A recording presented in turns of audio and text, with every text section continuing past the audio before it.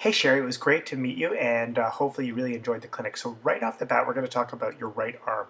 Because you're breathing predominantly to that left side, you're crossing over quite a bit and creating a lot of rock in the body. So we really want to watch that. The other thing you're doing is you're kicking a lot. Look at that kick. It's a really, if you're doing a 200-meter sprint, that would be a fantastic kick. But endurance athletics, you can look this up. You don't want to have a really hard, and what we call a 6-beat kick. So for every stroke, 1, 2, 3, 4, 5, 6, you're taking 6 strokes for one rotation of your arm, which is a lot on the quads and hamstrings. So your legs, you'll be really tired when you come out of the water.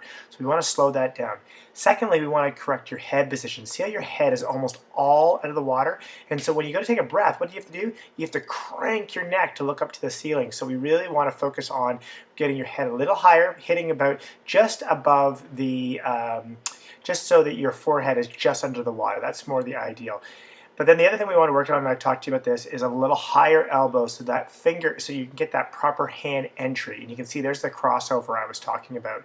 And by getting a better higher elbow, you can then have that hand in the right position so that the fingertips go in the water first, not like what that picture's showing, where you're placing your hand on the water and then pushing straight down.